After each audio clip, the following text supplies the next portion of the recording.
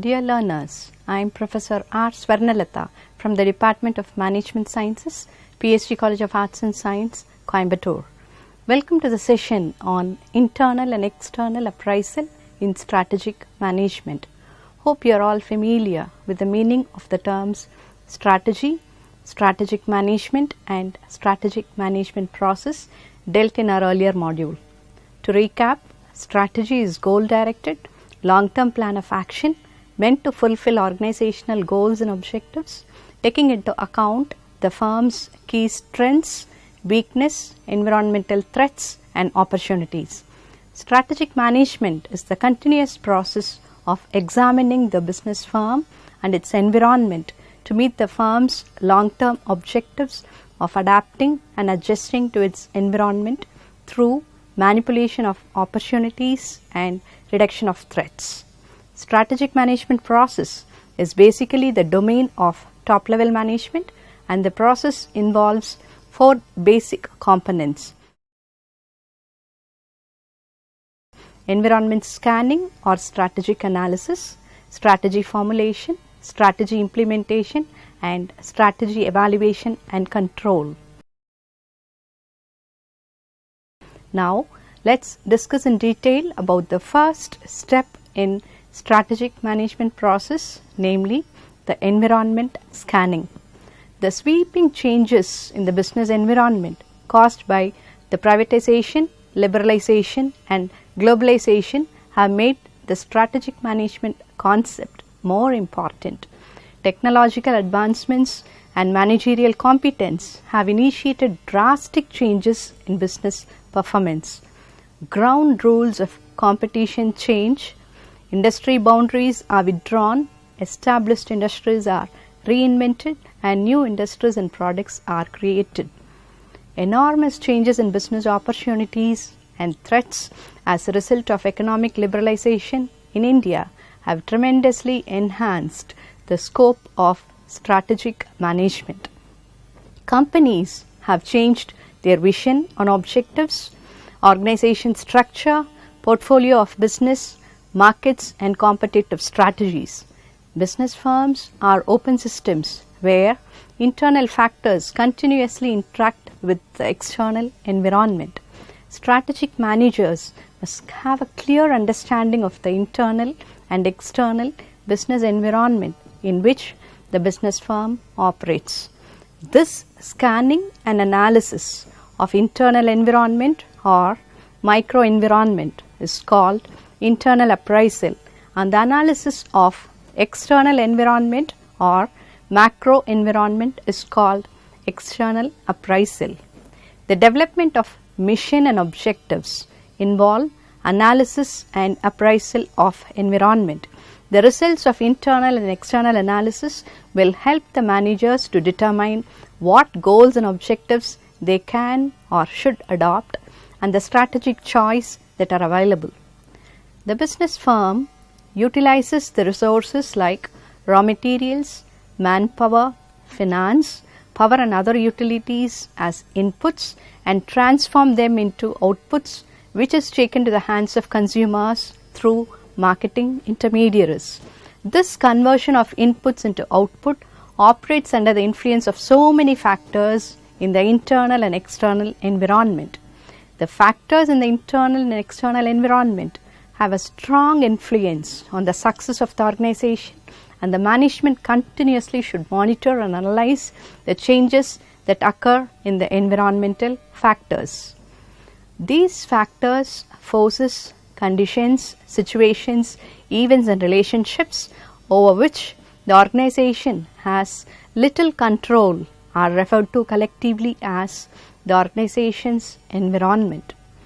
In general terms, environment can be broken into three broad areas: the internal environment or microenvironment corresponding to employees, managers, union and board directors; the external environment or macro environment corresponding to political, economic, social, technological, legal and ecological factors in the country. The third important component, namely the task or operating environment corresponding to competitors, markets, customers, regulatory agencies and stakeholders. In formulating a strategy, the strategic decision makers must analyze the conditions internal to the organization as well as conditions in the external environment. When you come to talk about the internal environment corresponds to those factors which are within the control of the business firm, like company policy, customers, competitors, suppliers, investors, market intermediaries and so on. The analysis of internal environment or microenvironment or internal audit or internal appraisal focus on identifying and evaluating a firm's strengths and weakness in the functional areas of business, including management, marketing, human resources, research and development, production, finance, information systems and organizational culture. Therefore, management must analyze each of these areas carefully to determine their strengths and weakness so that steps can be taken to reduce the negative effects of any weakness and can enhance their strengths. Importance of internal appraisal. Internal appraisal helps the organization build competition and gain competitive advantage through superior quality, superior efficiency, superior customer service and superior innovation. Internal appraisal helps the organization to develop core competences and gain their competitive advantage. So, now what are core competences? Core competences are a firm's resource and capabilities which give it a distinct advantage over its competitors. Developing the core competencies will create value for their customers. Core competencies are actually a value creating system through which a company tries to achieve strategic competitiveness and positions itself above competition. An internal audit provides important information about an organization's specific assets, skills, work activities and work relationships in order to determine as to what is good about them and what is lacking. Also, there are some factors that contribute to the success of the company. These factors are known as critical success factors. In short, we call them as CSF. Critical success factors are those unique characteristics of an organization which are essential for gaining competitive advantage. For example, the critical success factor of Walmart is everyday low pricing. In short, it's EDLP, and that of Apple is innovation in its products and services. Hence, internal analysis will enable the firm to identify its core competence and critical success factors, which in turn leads to competitive advantage. The assessment of internal analysis is done through three ways. Number one is through SWOT analysis, number two it is through functional analysis, and number three it is through value chain analysis. Now let's talk in detail about the SWOT analysis. SWOT analysis refers to analyzing the strengths, weakness, opportunities and threats. It's an essential strategic planning tool used for formulating feasible strategies for the firm. So, what is the strength for a business firm? Strength is a positive characteristic that adds advantage to the business firm, like its quality products and services, skilled workforce, cost efficiency, high brand image, technical innovations, patents and trademarks, customer loyalty, sound financial resources, strong research and development team and so on. So, what do you mean by weakness for a firm? A weakness is that factor that adds disadvantage to the firm, such as poor leadership, lack of infrastructure, failure to change, poor marketing network, obsolete technology, cost inefficiency, poor customer service, poor product quality, and so on. So after looking into the company's strengths and weakness, now let's discuss what are the company's opportunities and threats. An opportunity is a favorable factor in the external environment which can be used as an advantage to the firm, such as favorable government policy, expansion into new markets, technical advancements, strategic partnerships, removal of trade barriers, and so on. Coming to know what is meant by threat. A threat is a factor in external environment which is not beneficial to the organization, such as entry of low-cost global players into domestic country, high labor cost and labor turnout, availability of substitutes for the product, scarce resources like fuel and utilities, recession in the economy, trade barriers by foreign countries, heavy taxation, shift in customer loyalty, and so on. Therefore, business firm should anticipate such possible threats and design its strategies to drive away these threats. Hence, SWOT analysis involves evaluating the company's internal environment in terms of strengths and weakness, and the external environment in terms of opportunities and threats, and formulating strategies that take advantage of all these factors. Next approach used in internal scanning is functional analysis. Functional analysis is very simple and common method used by all business firms. Competence in key functional areas like human resources, production, research and development, marketing, finance and accounting, information systems, general management, and organizational culture are identified, and strategies are formulated to take advantage of competence available in all functional areas. For example, if the firm has a strong marketing sales force, it plans to use its strategy to use them and gradually expand their business into new markets. If the firm has a strong research and development team, it designs its strategy to make use of their competence and develop new innovative products and services. If the business firm has a strong productive human resources, it formulates its strategy to utilize them efficiently and increase the productivity and efficiency. Therefore, this approach is functional analysis used by the business firms to enhance their performance using the competence of various functional departments. Now, let's see the next approach. It is value chain analysis developed by Michael Porter. It identifies the activities, functions, and business process that have to be performed while designing the strategies for supporting the products and services. It divides the organizational process into distinct activities that creates value for the customer. These value-added activities become a source of competitive advantage for the organization. Value-added activities are broadly classified into two. Number one is the primary activities and number two is the support activities. So what are primary activities?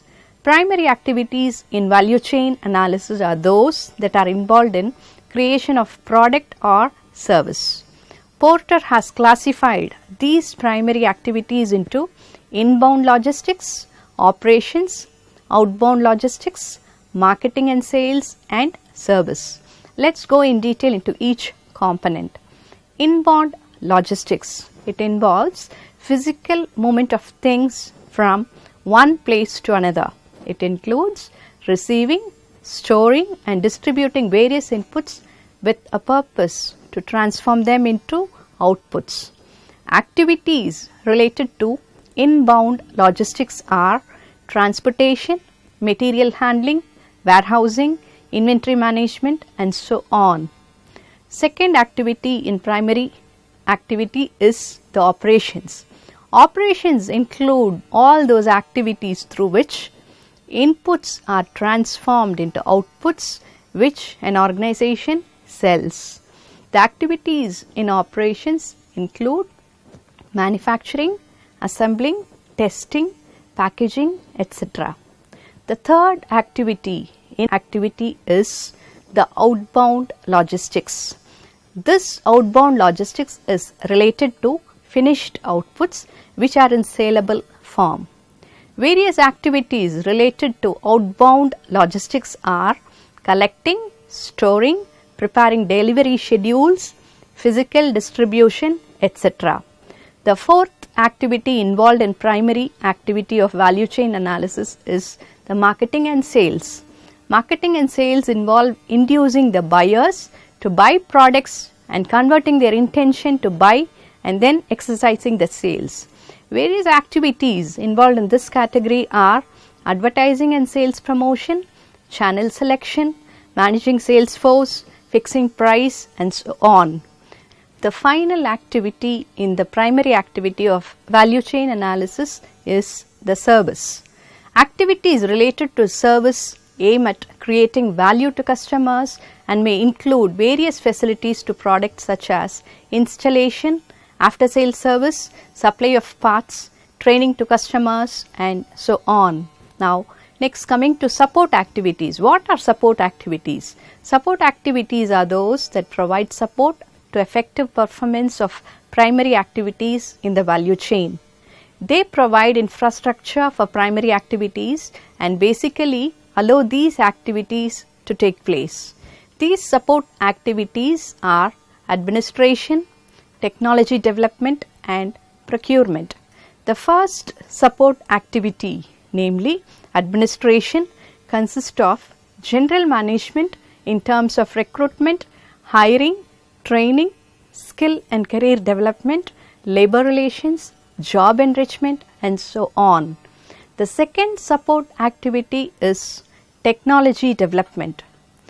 It refers to learning process which improves and enhances the utility of all organizational functions. It relates to such activities such as product and process development, process design and improvement, development of computerized support systems, enterprise resource planning, quality management systems, total productivity management, and innovation of products and services. The third support activity is the procurement. It refers to the total purchase of inputs, raw materials, and spare parts, which would be the part of primary activity. It involves the purchase of materials, equipment, machinery, and related accessories and services needed for the primary function. Examples of the activity includes purchase of computer systems, accessories, sophisticated softwares, communication devices, printing devices, and so on. Therefore, any organization can develop a competitive advantage in any of the primary and support activities in the value chain and enhance the value of their products and services in the firm, thereby satisfying the customers and leading to customer delight. Now, let's move on to the external appraisal. External appraisal refers to the analysis of those factors in the external environment which are uncontrollable by the firm. External environment corresponds to those factors which are outside the purview of the organization and cannot be controlled by the business firm but needs to adjust to it. They are beyond the control of a firm, and the success of the firm depends to a very large extent on its adaptability to the environment. The external environment factors are denoted in the acronym PESL, corresponding to political, economic, socio-cultural, technological, legal, and ecological factor. Now, let's move on in detail into each of the factor. Number one is the political environment. The impact of political environment on industry and business is quite enormous. The economic environment is the result of political environment. Stability and security of the government has significant impact over the business performance. Stable government formulates favorable industrial policy, fiscal policy, monetary policy, tariff policy, and so on to provide better opportunities for business. They play a crucial role as a planner, promoter, and regulator of economy to protect and benefit the business enterprises. Prime Minister Mr. Narendra Modi's Make in India campaign has encouraged domestic industries to develop indigenous technology and promote innovative products and services. Political factors include environmental issues and clearances, business legislation, regulatory bodies and process, government policies and trade policies. All these political factors have an impact on the business performance, and therefore the business firms has to formulate strategy looking into these factors in detail. The second component in external appraisal is the economic environment. Economic forces refer to the nature and direction of the economy in which the business operates. Economic factors have a tremendous impact on business firms. Success and survival of business heavily depends on economic environment, which determines the purchasing power of people. Therefore, the factors of economic environment are to be given serious consideration. Some of the important factors are type of economy, nature of business cycle, economic policy, economic plans, infrastructural development, and economic indices like money supply, disposable personal income, spending pattern, savings rate, GNP, inflation rate, income distribution, balance of payment position, wholesale price index, and interest and exchange rates. So, information related to these economic factors are collected from Center for Monitoring Indian Economy, Reserve Bank of India, National Council for Applied Economic Research, and journals like India Today, Business India, and IndiaTimes.com. Thus, firms have to consider the relevant economic factors suited to their industry while formulating the business strategy. The next important factor in external environment is socio-cultural environment. It consists of culture, traditions, beliefs, attitude, opinion, values, and lifestyles of people in the firm's external environment. They influence the spending pattern and consumer buying behavior. Lifestyle trends, demographics, consumer attitudes, consumer buying patterns, brand image, company goodwill, ethnic and religious factors influence the business performance. Social changes happen due to the growing young population, strong impact of media, exposure to foreign products, industrialization, quick communication, social networking culture, global mobility of population, women empowerment, and multicultural diversity. Increase in the standard of living and concern for quality of work life has a direct influence over the performance of business concern. Assessing the changing social values, attitudes, and demographic characteristics of an organization's customers is an essential element in establishing organizational objectives and formulating a strategy. The next important component in external appraisal is analyzing the technological environment. Advancements in technology like web services, robotics, e-business solutions, nanotechnology, mobile applications, and so on has created a great impact in business performance in terms of improved products, improved production technology, usage of new raw materials, and new product development. Technological advancements enhance the production efficiency, maintains the delivery schedule, reduces the cost of production, and cuts down manufacturing lead time. So, some of the factors which operate in technological environment are sources of technology such as indigenous research and development, foreign collaborations and technical know-how, technology development, rate of change of technology, stages of technical development, communication technology, and infrastructural development. So, therefore, technological advancements must be given serious concern while formulating the strategy by the business firm. The fifth important component is the legal or regulatory environment. Business firm operates within the framework of the prevailing legal environment. They are supposed to be aware of legal rules and regulations concerning licensing, foreign investment, price control, distribution of goods, import and export documentation, public sector disinvestments, small scale industrial regulations, consumer protection rights, environmental protection measures, various environmental clearances for industries, corporate social responsibility initiatives, and so on.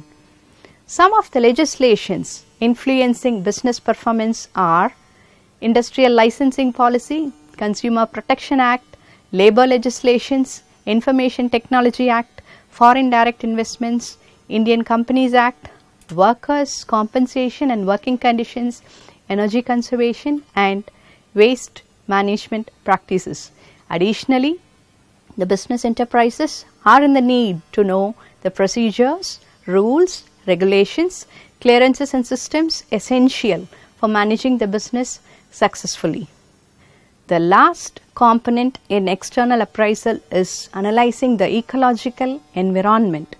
Geographical and ecological factors such as natural resources availability, climatic and weather conditions, topographical factors, eco-friendly practices, environment protection measures, energy conservation measures, waste recycling practices, pollution control mechanisms, and so on influence the business performance. Therefore, any business should be aware of the political, economic, socio-cultural, technological, regulatory or legal, and ecological or natural environmental factors to improve its financial and business performance in its business operations. Yet another important factor that is to be given serious consideration in formulating the strategy is the demographic environment. It is age of the customers, family size, income of the family, place of residence, nature of family, number of family members, religion, educational level, nature of work, which have a great impact on business performance and profitability of the firms. Now coming to the third major environmental factor is the task environment. Task environment refers to those industry elements or factors which are external to the company but have a direct and specific impact upon the organization and are in turn affected by the organization's operation. These factors determine the nature and strength of the competition in the industry. Task environment is a set of conditions originating from suppliers, distributors, customers, stock markets, and competitors which directly affects the organization from achieving its goal. Factors responsible for task environment are competitors, customers, suppliers, distributors, and availability of substitutes. Coming to the first factor, competitor. Competitors generally look for higher margins, and for this they provide unique features to its products, thus creating differentiation. The second factor in task environment is the customers. Organizations also compete for customers as well as for wholesalers, retailers, etc. Customers decide the fate of any company, and hence companies try their level best to attract them. The third important factor in task environment is the suppliers. Suppliers have high bargaining power if the raw materials being supplied are rare or if there are less number of suppliers in the market. So it's very important for the business firm to hold on to the suppliers and maintain good relationship with them. Acting intelligently, companies often maintain more number of suppliers to reduce the risk of deserting by anyone. The fourth important component in task environment is the distributor. Distributor who become intermediary between retailers and wholesalers or between manufacturer and wholesaler play a vital role in the task environment. The fifth factor in the task environment is the availability of substitutes. Substitutes are alternative products that satisfy similar consumer needs. Cost advantage, high demand for products, technological advancements, so on has led to the growing number of substitutes in the market. Firms that ignore to take note of substitutes will tend to lose their market share and demand in the market. Therefore, a business firm needs to analyze the microenvironment, macroenvironment, and task environment factors to formulate mission, objectives, and strategies for successful business performance. To sum up, a business firm needs to analyze its internal, external and task environment to take note of resources position and competence before formulating its strategies. Hope you have followed this lesson. Thank you and see you in the next module. Thank you.